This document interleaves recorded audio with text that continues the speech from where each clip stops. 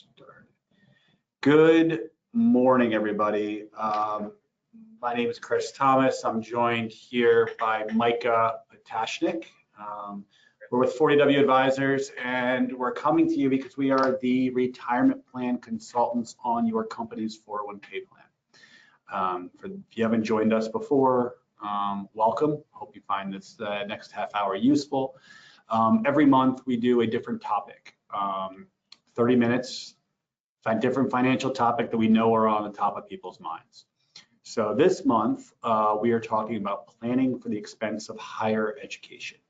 Could be college, could be trade schools, what have you. So we're gonna talk about that, and I'll get into the details here in a minute. Before I do, just a little bit of housekeeping. Everything we talk about today is for informational and educational purposes only. Nothing should be taken as personal financial advice to your situation. Just need to get that out there at the top. So let's go ahead and get into it. As I mentioned, this is our contact information. Micah, we gotta get your contact information on there, Micah. But feel free to reach out to us. I'm gonna show you some tools throughout today. As part of the service we provide to your 401k plan, we're available to talk with you one-on-one if you have personal questions. So I really encourage you to take advantage of that. Reach out to us. We can set up a time, coordinate a time where you can talk one-on-one, ask questions specific to your situation, and we'll help you with hopefully some answers and some guidance.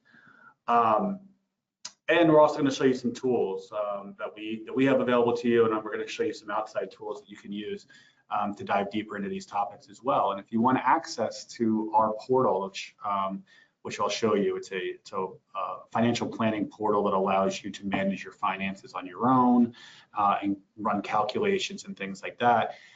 When we talk about that, if you want access to that, just ping us an email and we'll set it up for you. You'll be able to set up your own unique username and password. So let's get into it.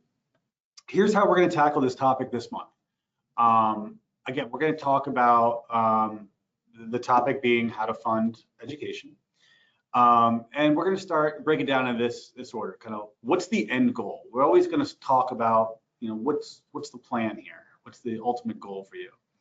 We'll take a look at what the cost of college is.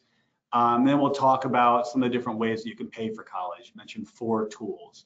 We're going to talk about federal financial aid. We're going to talk about grants. We're going to talk about scholarships. And we're going to talk about personal savings, primarily using what's called 529 education accounts. And that's going to be the bulk of it. And then if we have some time at the end, we'll kind of just reemphasize, the importance of planning ahead so that you're prepared when the time comes. It's a lot to get into through a half hour. So again, we're going to hit on the high points and then reach out. Set up one of those one-on-one times so we can talk in a little more detail about your situation if you have additional questions. So, Michael, I'm gonna lead off and just kind of talk about this first couple sections, and then we'll have you come in towards the tail end and bring it home for us. Perfect. And in the meantime, if you see Micah, the Technicolor Dreamcolor shirt is a little hypnotic, so hope we don't lose you. So let's talk about what's the end goal. And the purpose here is, at the end of the day, I think every kind of financial plan really revolves around setting some goals. And what is important? What are you planning for your particular situation? 4-year college graduate. Is a 4-year college what you're planning for? Is a trade school something that that you may be looking at? So what I wanted to show here, and again, I'll try not to, we do have a decent amount of charts, but I'll try to just kind of highlight and focus on some of the high points here. What I wanted to show here is just kind of, if the end goal is financial and wanting to set someone up in, with a starting salary out of school, where they can start, paying their own way, having some financial freedom. There's a big trend, or a lot of people at least talking about questions about, is a 4-year college really the best thing for everybody? And the answer is no, it's probably not the best thing for everybody. Just like any financial planning, everyone's situation is different. And I think it's important to consider what your goals are, what your students' goals are, if it's your child, what's their goals for their future? What are their natural interests? You know, where do they see themselves, or what would they like to see for their own future? And then the second part of what we're talking about today, as you know, the parent or maybe someone that's looking to help finance or finance all of their education, what's your goal there? How much do you want to finance? What do do you want to finance all of it, or do you want to finance a part of it? So I think just starting off on the top end and just considering some of those questions. So what I looked at here is just, I thought this was interesting, and there was a about a month ago, Wall Street Journal had an article as well about just starting salaries for people coming out of trade school and the demand for trade skills. So here you can see that the difference, the blue lines here being different trade school professions, and versus the green bars being different college majors. And what we're looking at is the starting salaries. So what you can see is that, there's the starting salaries for many of the trade schools are much higher than a lot of the college, coming out of the college degree. And the cost of a 4-year college degree is a lot more. So I think it's important just to consider your situation. Some things to talk about are, what's kind of the time investment? Does the student want to go to an additional 4 years of school for a typical bachelor's degree? Trade schools are, 6 months to 2 years. Obviously, the initial cost, trade schools are just a fraction of the cost of a 4-year college. And does the career path that they see themselves going down, is it a career path that requires a 4-year degree, or would a certification in a certain trade be sufficient? Get into like the learning style. They want the hands-on skills training they might get at a trade school, or do they enjoy a classroom environment? And then the lifestyle and flexibility. A big part of college, I think, is the lifestyle, is learning how to manage life skills if you're living away from home, and having to kind of manage time without maybe mom or dad breathing down your neck. So there's a lot to be said from the traditional college campus experience that way, if that's something that that you see useful in your situation. I added this slide in here this year because I just wanted to kind of point that out. I think it's interesting to note there's a lot of, from a starting salary perspective, trade schools, they get you into the workforce quicker. So they allow you to start earning quicker, start saving quicker, without the burden of potentially student loans and the cost of a 4-year degree. So just wanted to have a little conversation about that. And then, looking at a college diploma, though, we talk about a lifetime of earnings, okay? Before we were looking at starting salaries, but when you look at a lifetime of earnings, the data does support that a college degree can pay off. You see a bachelor's degree typically earns 86% higher than, someone with a high school degree only. And then, if you go on to some sort of professional degree above and beyond the bachelor's, you can see how that affects average pay as well. So there is a lot to motivations from a return on investment standpoint where college can pay off and can be a good benefit. By the way, we have a college professor on the line here. Micah teaches financial planning at American University in Washington, D.C. So. Mike, anything else to add on the whole college experience, since you're living it day in and day out? Yeah, no, I think you're exactly right, Chris. I think learning those kind of life skills is really one of the primary focuses of my students, for sure. Yeah, sometimes learning on the hard way. But we all know the challenges, and that's what we're here to talk about today. The challenge is really funding. So let's just talk about what the actual cost of college is. What we're doing here, this is the 1-year cost, so that's a per year cost. And you can see for a public in-state college, the average is about $25,000 per year. Public out-of-state schools, we're talking about 4-year universities here, $44,000, $45,000. And then private schools have a much higher, close to $60,000 per year cost. So what I will talk about here, though, is, and I'm going to reiterate this a few times throughout the presentation today, is that, oftentimes the sticker price, very few people pay the sticker price at a private school. Private schools have a lot more leniency in how they award financial aid and or scholarships. Scholarships are the word that private schools use when they really want to offer a discount to compete to earn, to earn the acceptance, to earn new students. So, but nevertheless, you can see what the current annual cost of college is, and now is the scary part when you want to look and you want to see what the cost of college is projected to be for a child, a newborn child. So if you've got, congratulations to you if you're a new parent and you're dialing into this today to get ahead of the game and learn what you got to do to plan for that kid's college. You're motivated now. Projected to be $260,000 for 4 years that's in-state, $450,000 for public out-of-state, and north of $600,000 for private schools for a newborn. And that has to do with the fact that the current inflation rate, the annual increase in cost, is about 5% per year. So when you think about taking these current costs and projecting that out over 18 years, that's where you're getting to these high numbers. You can see from this chart here, based on your child's age, what you can expect kind of that cost of 4 years to be.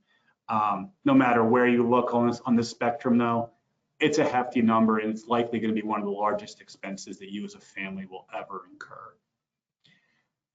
Everybody likes a shortcut. Everybody likes a cheat sheet. One of the things everybody says is, how much should I be saving for college? And it's like, or how much should I be saving for my retirement? And the real answer is, well, depends on what your goals are. Is it a trade school? Is it a 4-year college? How much do you want to pay? Do you want to fund all of it, or do you want to just fund a part of it? But since we know everybody likes to have a little bit of a cheat sheet, this is one you can use. This is the required monthly investment to pay for college, and it depends on how old the child is. So when you're starting to save, and then how much you want to fund. Do you want to fund 100%? Meaning, do you want to pre-fund 100% of the care, 75% of the 100% of the cost, 75% of the cost, or 50% of the cost? So it breaks it down for, if you want to plan on saving for paying 100% for a public in-state university for a newborn, you need to save $675 per month from the time that child's born to have saved enough for 18 years down the road to have pre-funded that. And you can just see this chart, snapshot it. We'll send it out to you later, and you can look at it for the different ages, and you can kind of help you zero in on it. And the truth of the matter is that this isn't your own. This is likely not your only financial planning objective. So we think it's important that talk about there's a war for your wallet. There's a lot of things. You got a finite amount of money of income coming in from yourself and maybe a spouse. There's a finite amount of money coming in that you got to pay for your necessary bills, for your house, for your food, your insurances. And then, depending on where you are in life, you may be paying down student debt, so if you're just out of college or shortly out of college, paying down student debt, trying to build up some savings, starting to save for retirement, saving for your first home. There's always multiple things that you need to kind of prioritize when it comes to figuring out what to save for. So when you look at numbers for college and you say, well, I can't do $675 a month for my newborn, it's more of a question of what can you do? Doing something is better than nothing, and then trying to supplement it down the road. So just look at this in the entire context of your financial plan and prioritize it. How important is saving for education as far as the list of things you have going on? So that's just to kind of set it up, kind of just talk about maybe the benefits of college, the cost of college. Now we're going to get into the ways to fund it. We're going to start, and before I turn it over to Micah, I'm going to drill in on financial aid. And what we're really talking about here is federal financial aid that's awarded for public universities primarily. However, you're going to want, and I'm going to repeat this a couple times, you're going to want to, regardless if you think you're going to qualify, you're going to want to probably fill out the FAFSA. So that's the application that you do. You're probably familiar. If this is on your radar, you're probably familiar with the FAFSA form. That's the form you need to fill out, the information you need to provide to figure out how much you qualify for. So I'm going to quickly give a high-level breakdown of how the formula works, and I'm going to share with you some strategies that maybe help you be in the best position to qualify for the most aid. Excuse me. So the way the formula works is you're getting to a number, which is your the SAI is what they call it, Student Aid Index, I believe is the acronym. So the total college cost each year, so you're going to take the cost of the college minus the calculation that you come up with through the Student Aid Index, and that's going to determine your financial aid eligibility. So here's the breakdown, here's the high level of how they calculate the Student Aid Index. They're going to look at both, first at the parents, and they want to see what your income, they're going to consider your income. So your income level matters as a parent. Your assets matter as a parent. So they're going to take how much do you have, 22 to 47% of your income is going to be considered useful to be used for education. And as part of your assets are as well. So we'll talk more about that in a minute. It's important to note that retirement accounts, when they're calculating and looking how much you have in assets, they do not consider retirement accounts. So your 401k is not considered in that calculation, which is good. So it's important to know that. We'll talk more about that when we talk about strategies. They look at parents' income and assets. They also look at the students' income and assets. What they do is they look at student income and student assets is weighted much heavier in the formula than parent income and parent assets. So when we talk about strategies to prepare, you're going to want to maybe try to minimize your income in the parent income in the year that you're applying for your first year that you're applying for aid, and you're going to want to try to minimize the students, and shifting things to the parents if need be. So again, we'll talk more about that. So the FAFSA form is what you're going to complete, and let's talk about some different strategies. The first strategy I want to talk about is just the timing. FAFSA looks at your income and your assets from 2 years prior. So when you're filling out the 2025-2026 FAFSA form, what they're doing is they're looking at your income and your assets 2 years, well, the income, I should say, 2 years previous. So your 2023 income in that example. So it's important to understand that. It's important to start planning for financial aid a couple of years before your child is applying for that aid, so that you know that your income in 2023 or choices you might make in 2023, you know, is going to have an impact 2 years down the road when you're filling out that financial aid form. So timing, planning ahead. Now, when it comes to income in that year, and again, because you're thinking 2 years ahead now, you're going to want to avoid any large influx of income in that what's called a base year. So again, sticking with this example, the 2023 income is the base year for that 2025-2026 school year FAFSA form. So you're going to want to know that what is your base year, in this example 2023, and you're going to want to try to avoid things that are going to cause a spike in income. That could be capital gains, maybe selling an investment property, selling stocks, or things that have appreciated in value. You recognize capital gains on that. That's reportable income that is going to impact your formula and your qualification for aid. Stock options and bonuses, to the degree that you can defer those things into other years, can be helpful. So that's just a couple ideas on the income planning side.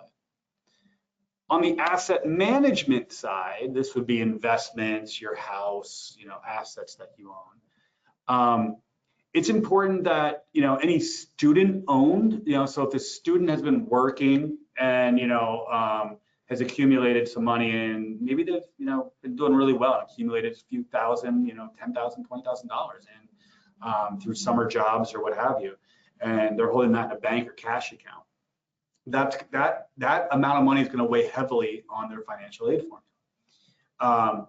It's probably better to transfer that money into a 529 account, which Mike is going to talk about in a little bit, and specifically a parent-owned 529 account, because those are counted less in the formula than student-owned 529 plans are. You may just want to spend down the student, that cash to student before your base year, before your FAFSA income year.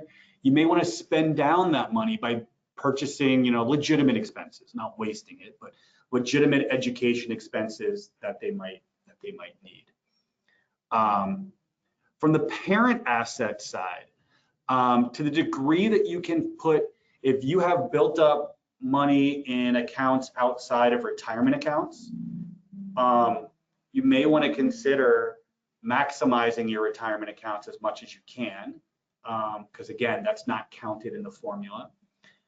And also you may want to look at, if it makes sense in your situation, taking excess cash that you might have and paying down your home loan to build some more home equity, because home equity is also not included in that formula. So bottom line is you want to avoid excess cash in checking savings accounts, both parent and student, in that income base year. 529 strategies, again, I said it earlier, it's better, avoid having them set up in the student's name.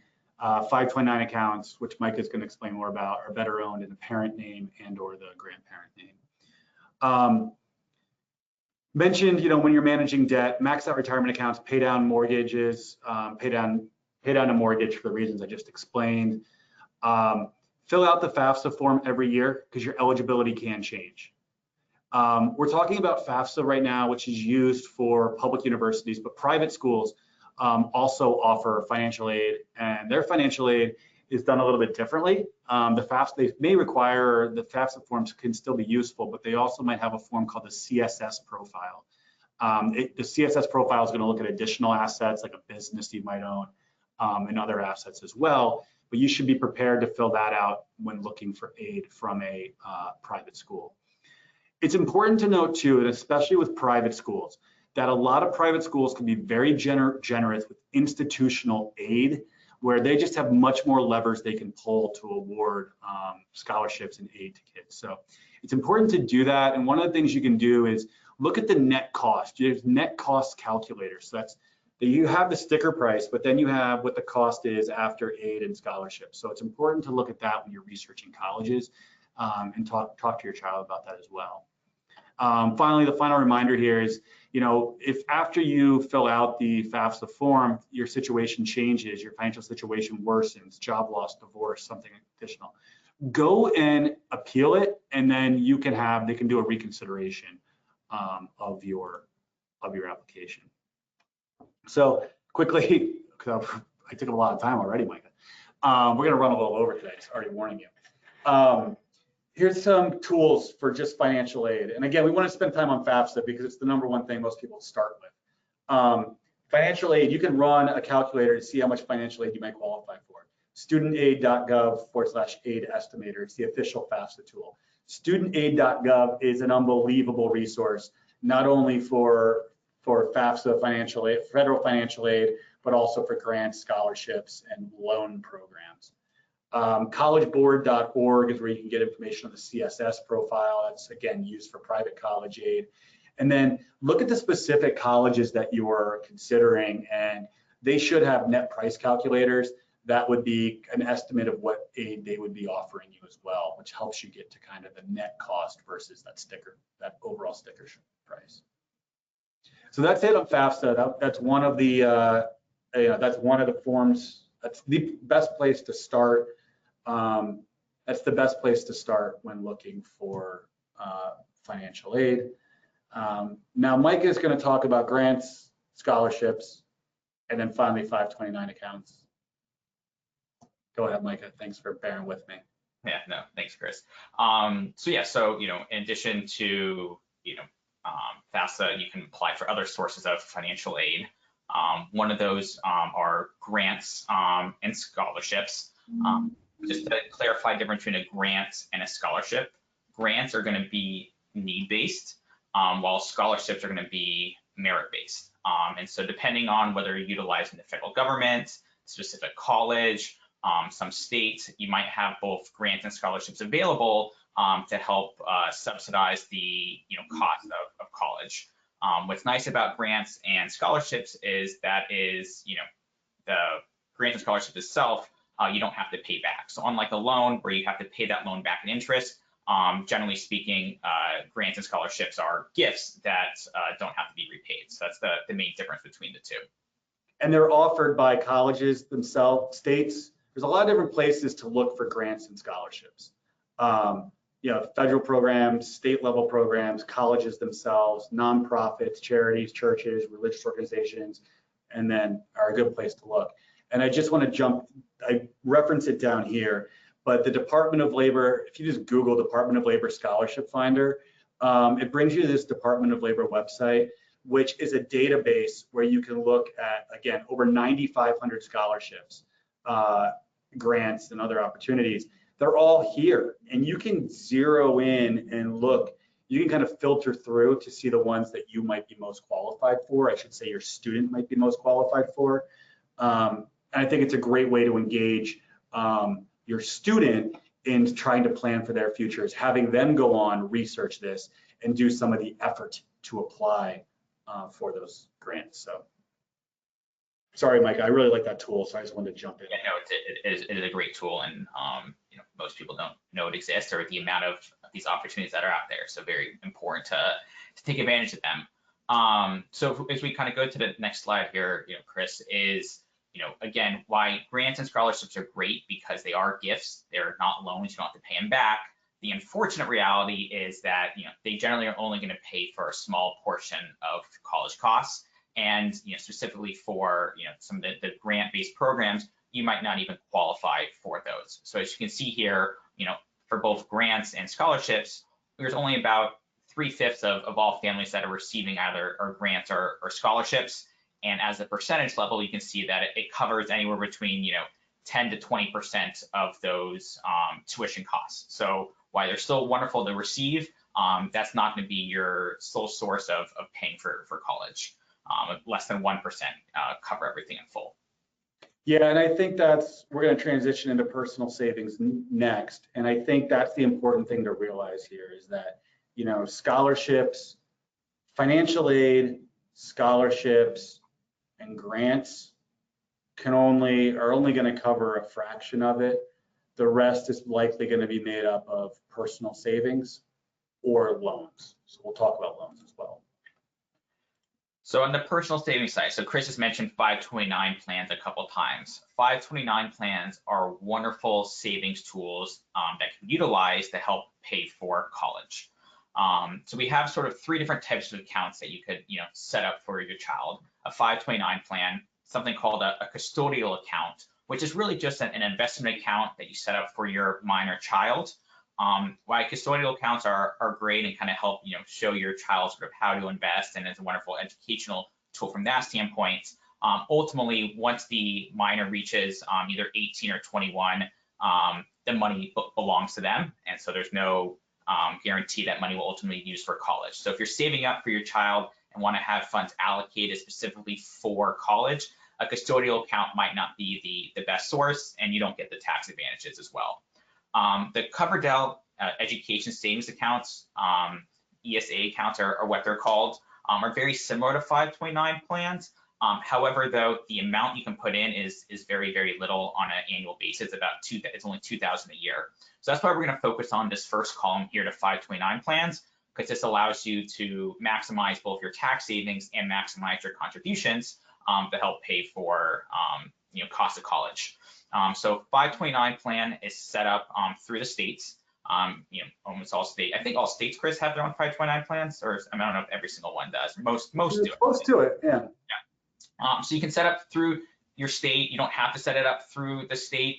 But one of the advantages of setting up through your state is some states have tax deductible contributions at the state level. So you put money into a 529 plan. It doesn't affect your federal taxes. You might get a state tax deduction, but it's an investment account. So you can invest and have that money start growing. We looked at that slide early on, looking at how much you needed to save on a month-to-month basis to pay for your newborn child, for example, for 4 years of college. A 529 plan can be the source of where to put those savings. So the money grows tax-free. And as long as the money is used for educational purposes, you also get tax-free withdrawals. So all that growth that occurs, instead of having to sell and pay capital gains tax that you might have in a regular account, that doesn't occur in a 529 plan. Everything that grows is free of taxes, and as long as it's used for education purposes, it's free of withdrawal. So that's why 529 plans are such powerful tools, because it keeps as much money in your pocket and minimizes your payments to the government from a tax standpoint. There's also some great estate planning benefits to it as well. Money that goes in a 529 plan is removed from your estate. And there's a way, there's different gifting rules. We're not going to dive into how gifting rules work, but it allows you to make pretty substantial gifts one time. And so if you have a grandparent that has a significant net worth and is looking to remove some funds from a taxable estate, a 529 plan can be a wonderful way to make a one-time pretty substantial gift to your child. Micah, can you just talk high level, because a question came in about, let's talk about the difference between an owner and a beneficiary of a 529 account. Yeah, so the owner is the person that's in charge of the account. They're the ones that picks the investments. Ultimately, the beneficiary is the individual, usually. So if you're the parent, you set up the account, you are the account owner. Your minor child is most likely going to be the beneficiary. Now, that beneficiary can change at any point in time. You are the account owner. So one of the advantages of 529 plans is that flexibility, this third column there. You can change the beneficiary of your 529 plan to eligible family members, including yourself, at any time throughout the 529 plan's existence. So a lot of people are kind of concerned, well, I don't know if my kid's going to even go to college. Well, if that's not the case, it's not the money's lost forever. Maybe it goes to another sibling. Maybe you decide to go back to school down the road. You can use it for yourself. To go to a future grandchild. So there's a lot of flexibility on who ultimately receives the benefits, but you as the owner have control of deciding who is that beneficiary at that time. Yeah, and when we're working with families, a lot of times what we'll advise if they have multiple kids is you kind of, rather than funding each of the accounts equally, we'll a lot of times front load or contribute more to the oldest child's account. And then realizing any amount that's left over, we can always roll down to the younger kids, because you never know how it's going to shake out. You never know, if they're going to go to school, how, so that is a way to leverage that flexibility that Mike talked. Correct. So yeah, and so again, sort of similar concept of what we were talking about earlier. The earlier you get started, the better, the more compounding can occur, and allowing the power of compounding to grow and grow. We often talk about terms of how quickly money can double, and how many times you can double your money. So if you can double your money once, it grows 2 times. If you double your money twice, it can grow 4 times. So the more you can get started early, you can get more doublings as time goes on for your child. So starting at birth is always going to be the way to grow the most, and it allows you to put lower contributions in on a month-to-month basis to get a higher end result. So you can see here the difference between starting at birth versus starting at kindergarten or first grade at $500 a month. This purple bar is about 90 grand, which is pretty much 1 to 2 years of college just by starting early. Again, this is that concept that the money that grows in that 529 plan, there's no tax consequences on any of that growth or distributions. And so that after-tax gain, what you actually truly keep that's yours, is all yours. So if you're growing the account at 6% per year, you get to keep all 6%. If that money is in a just regular investment account that you have, and eventually you're going to gift that money to a child or pay for their school from an investment account, you have to sell your investments and pay taxes, both at the federal level, state level. So you're not really keeping all 6%, you're keeping a much smaller portion. So that's the power of the 529 plan. Yeah, and I think it was just kind of, one other thing that the question came up, so I want to address it too, is question came up, 529 accounts, if you go to a state's 529 account page, you might see two different types of plans. You might see one, which is an invest plan, kind of what we've talked about here, which is the 529 investment account, where you set up an investment account, everything we just talked about. You also might have heard or you might see about prepaid plans offered by a state, or a state prepaid plan. What the state prepaid plans do are they essentially allow you to prepay for college, buy college credits at current prices that can be used, for in the future. So, you're paying today's rate for a college cost that maybe 18 years from now, when that newborn is going to school, you can exchange those credits in to use at an in-state public university in that state. Now, they tend to be a little bit less flexible. So the only time that I've really seen those to be a great thing is if you're 100% sure that child, that the student is going to go to a public in-state university. So I lived in Virginia Tech, they got some diehard Virginia Tech Hokie fans out there that, 4 generations of family have gone there, and it's like, I will not be the first one to not go to Virginia Tech. So if in that example that, you're going to end up there, then maybe the in-state programs can be a good option. However, many states have gotten rid of their in-state programs. And if you end up not going in-state and you're using them elsewhere, then if you end up not going in-state and you use them and you want to kind of just cash in the credits, the prepaid amount, they're going to give you a nominal amount of interest back. So you would have lost out on a lot of potential earnings that you could have had you just invested that money rather than putting it into the prepaid plan. So the 529 investment account is much more flexible than the prepaid. Student loans, I just high level here because there's a lot to them. And studentaid.gov is a great place to get information. The important thing to know about student loans, you can have private loans or you can have federal student loans. Federal student loans tend to be much more flexible. Federal student loans, they have limits. So you can see the annual loan limits here on the right side for the different types of federal loans. You can see what those loans can be used for. But the big thing about a federal versus private loan is that federal loans can be eligible for forgiveness.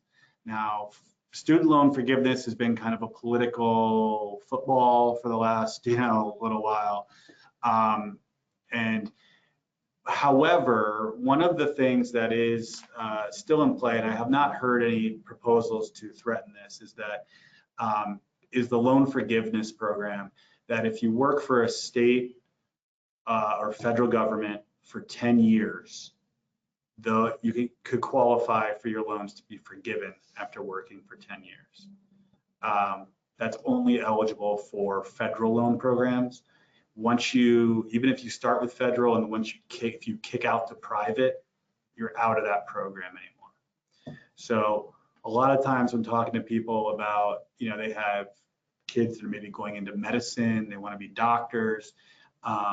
Obviously that's expensive. And even if the families can't afford to pay for the cost of medical school, a lot of times they're saying, hey, see what loans you can qualify for, because those loans could be forgiven. Most likely, if you go into the field of medicine, most likely you're going to end up working for, a state or federal, probably a state hospital or medical group. maybe a nonprofit medical group, where you'd be eligible for those loan forgiveness. If your child decides after 5 years working for that, state hospital that they want to leave, go to private practice, they want to get out of medicine, and they don't make the full 10 years, fine. Then you can step in and pay off those student loans if you want to for them. But keeping that 10-year loan forgiveness on the table can be is a powerful thing to know. So we're way over time. So I just want to kind of wrap up with, I think this book's great. This book, The Price You Pay for College, I read it a few years ago. It's just really practical advice on everything that we've talked about, but also, deeper dives how to have conversations with family about planning for college, and how to navigate and negotiate with schools when you're shopping around and looking at different universities. Because at the end of the day, these universities are businesses. They're competing for students. So if they want your student, particularly on the private side, you can negotiate. You can negotiate a discount, which they'll call a scholarship. Scholarships sound awesome. So you can, rather than saying, we got a discount from a university, you can say, yeah, my kid got a scholarship because they are great. It just sounds better. So it gives them really good practical advice on how to do that. So, but planning early, here's a list of some other great resources that we referenced throughout. FAFSA.gov, studentaid.gov are phenomenal resources. 529 plans, you can see what your state offers at collegesavings.org. You can go and look at a list of all the 529 plans that are available there. And then the finaid.org is a great one for grants and scholarships, in addition to the one that I showed you earlier. As I mentioned, we're here to help. We've got next month, we're going to talk about housing, another big investment, another big thing to plan for and save for. We're going to talk about how to build housing into your overall financial plan, how to plan for it, how much to maybe consider out of your income and everything to allocating to housing when you're making those decisions, whether it's a first home, a second home, a vacation home, or investment property, what have you. So please feel free to reach out to us at 40 Workplace at 40W Advisors is the box that'll hit all of us, and then we'll be able to schedule a time to meet with you one-on-one if you would like. And if you would just like to be connected with more resources, let us know, and we'll make sure that we do that. We ran over today, so I really want to thank you for your time, and I hope you found this helpful. Please reach out with any questions, and enjoy the rest of your day.